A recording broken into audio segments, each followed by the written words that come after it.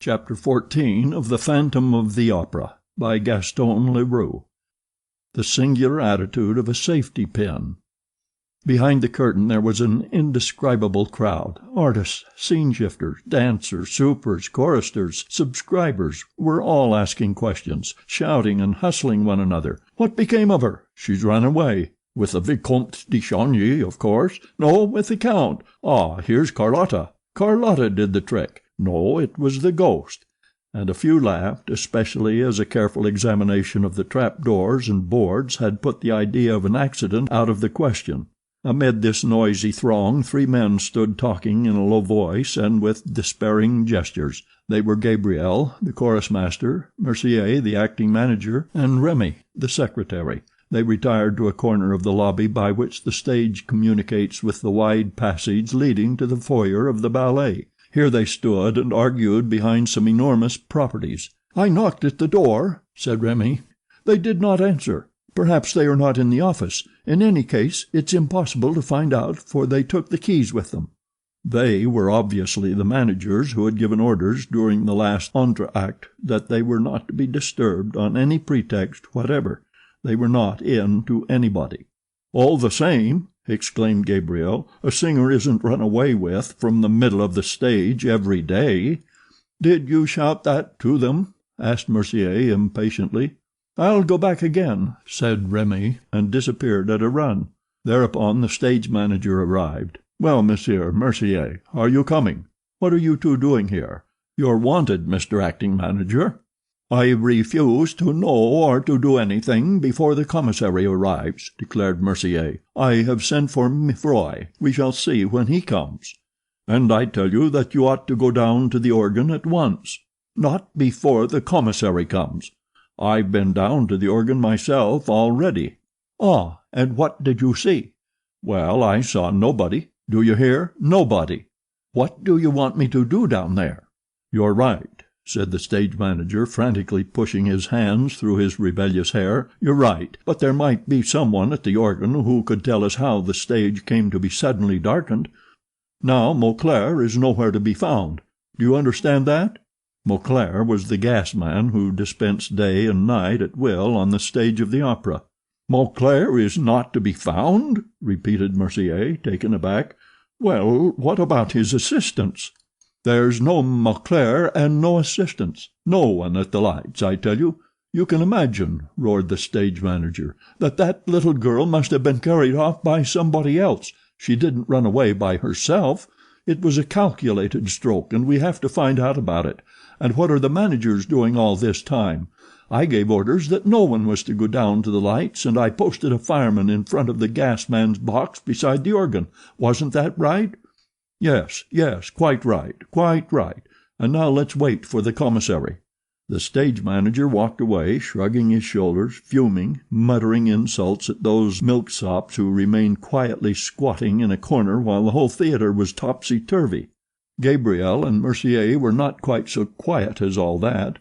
Only they had received an order that paralyzed them. The managers were not to be disturbed on any account. Remy had violated that order and met with no success. At that moment he returned from his new expedition wearing a curiously startled air. "Well, have you seen them?" asked Mercier. "Moncharmin opened the door at last. His eyes were starting out of his head. I thought he meant to strike me. I could not get a word in. And what do you think he shouted at me? 'Have you a safety pin?' No? Well, then clear out. I tried to tell him that an unheard-of thing had happened on the stage, but he roared, 'A safety pin! Give me a safety pin at once!' A boy heard him. He was bellowing like a bull, ran up with a safety pin and gave it to him, whereupon Moncharmin slammed the door in my face, and there you are." "And couldn't you have said Christine Day?" "I should like to have seen you in my place. He was foaming at the mouth. He thought of nothing but his safety pin. I believe if they hadn't brought him one on the spot he would have fallen down in a fit. Oh, all this isn't natural, and our managers are going mad. Besides, it can't go on like this. I'm not used to being treated in that fashion." Suddenly Gabriel whispered, "It's another trick of OG's." Remy gave a grin, Mercier a sigh, and seemed about to speak. but meeting Gabriel's eye said nothing.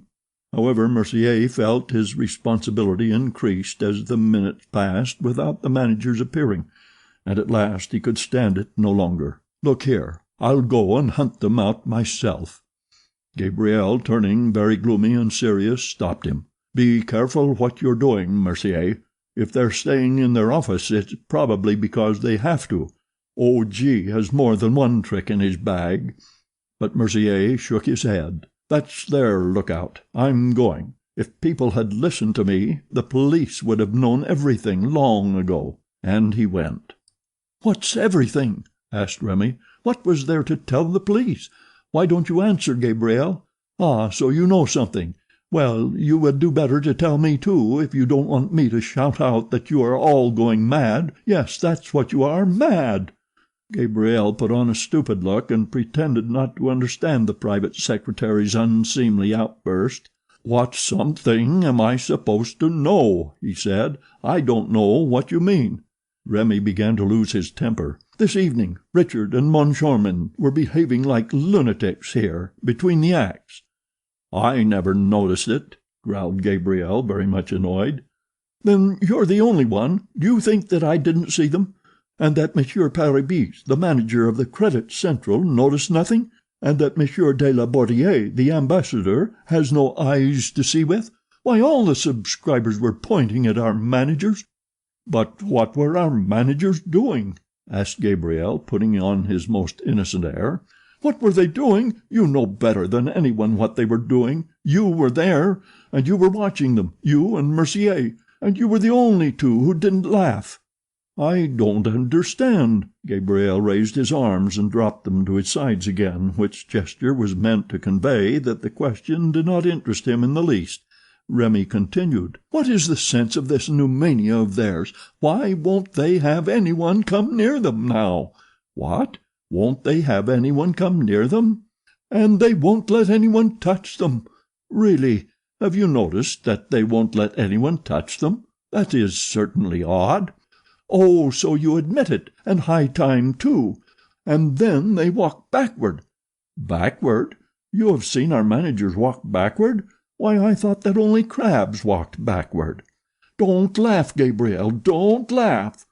"I'm not laughing," protested Gabriel, looking as solemn as a judge.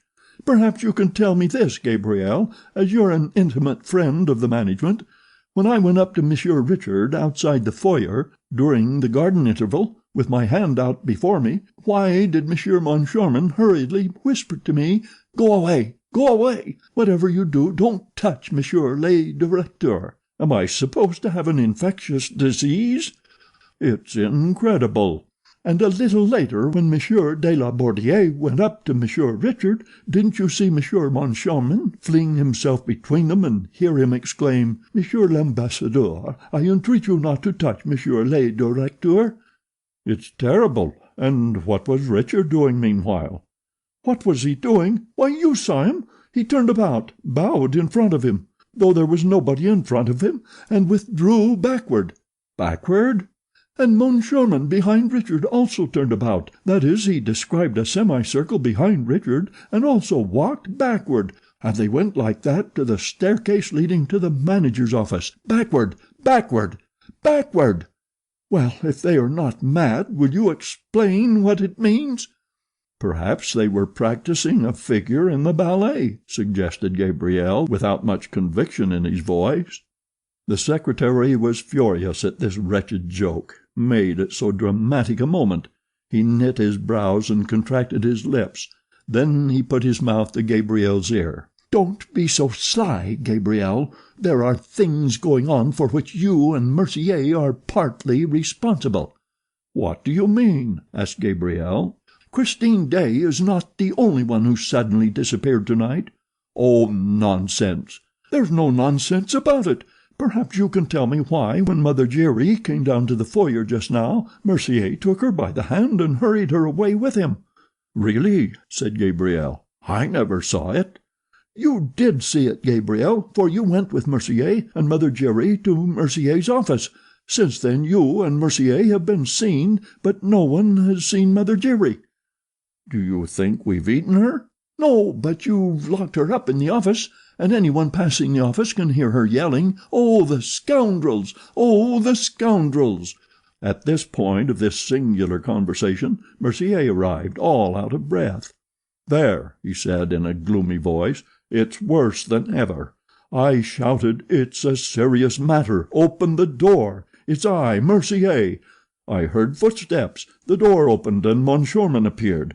He was very pale. He said, 'What do you want?' I answered, 'Someone has run away with Christine Daae.' What do you think he said? 'And a good job, too.' And he shut the door after putting this in my hand." Mercier opened his hand. Remy and Gabriel looked. "The safety pin!" cried Remy. "Strange, strange," muttered Gabriel, who could not help shivering. Suddenly a voice made them all three turn round. "I beg your pardon, gentlemen. Could you tell me where Christine Daae is?" In spite of the seriousness of the circumstances, the absurdity of the question would have made them roar with laughter if they had not caught sight of a face so sorrow-stricken that they were at once seized with pity. It was the Vicomte Raoul de Chagny. Chapter 14